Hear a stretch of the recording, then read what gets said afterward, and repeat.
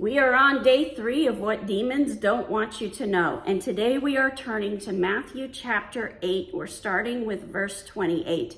And this is where Jesus heals 2 men that have demons. We're going to be able to pull out a lot of information about this, so let's get right into it. Verse 28 says, "And when he came to the other side, to the country of the Gadarenes, 2 demon-possessed men met him, coming out of the tombs so fierce that no one could pass that way." All right, let's think this through.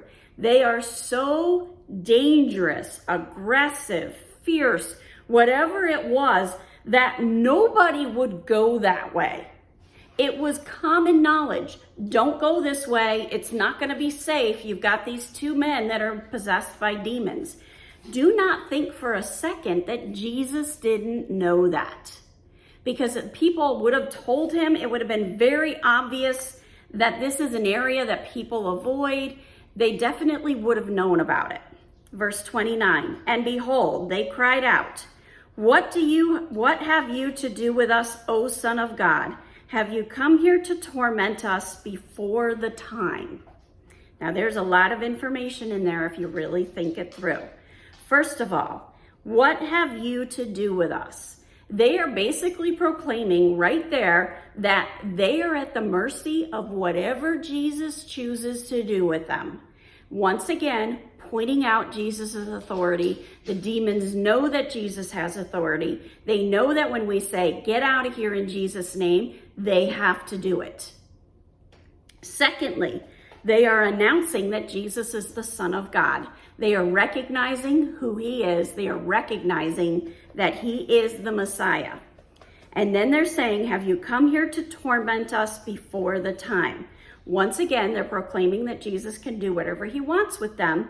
But also, there's more here. There's an appointed time in which these demons will be destroyed. We talked about it last week when we went to Revelation 20. And they're saying, "Are you going to mess us up before the time?" So they're at the mercy of Jesus. They have proclaimed that Jesus can do anything he wants to do with them. And they are the ones that are cowering in fear. All these people are going around this area and avoiding being near these 2 demon-possessed men. And Jesus has the authority, the power, and the boldness to walk right up to them. And not only is Jesus not cowering in fear, it's the demons that are cowering in fear.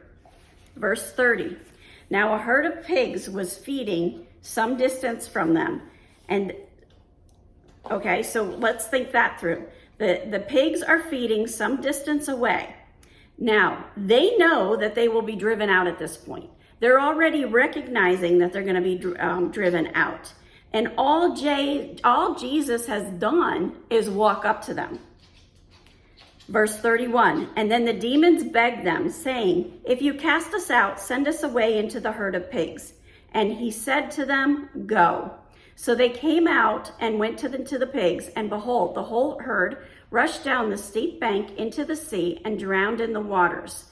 The herdsmen fled, and and going into the city, they told everything, especially what had happened to the demon-possessed men. And behold, all the city came out to meet Jesus, and when they saw him, they begged him to leave their region." So now these people are going into this area that they would normally avoid, and they're begging Jesus to leave because of his power. And they're in awe of his power, and they're actually frightened by it. So this testimony of this demonic encounters shows the importance of deliverance. Jesus knew they were there. They knew he was there. And they probably didn't want this encounter, but it was coming anyway. They were very violent to the point where everyone would avoid that area except Jesus. And Jesus knew he had the upper hand. So he boldly walks in when everyone else was too scared. Jesus is our teacher and our model. When we are encountering a demon, we can have that boldness. We can say, "Yep, I know that demon's there." We can walk right in and know that we have the authority of Jesus Christ. Know that we can say, "In Jesus' name, get out of here," and they have to respond. When we are saved, Jesus is inside of you everywhere you go. Everywhere you step is holy ground. It doesn't matter if it's Walmart or if it's a church. We have the same power that raised Christ from the dead, and that is inside of you. So all we have to do is approach. And we have already won because we didn't back down. And we walked in with that authority that we know we have. When you're in the presence of a demon, you have the upper hand. And demons don't want you to know that. They want you to be afraid. They're going to do everything in their power to scare you.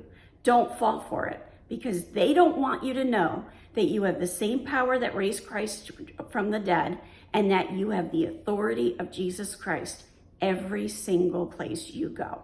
Have a wonderful day. God bless, and keep walking the walk.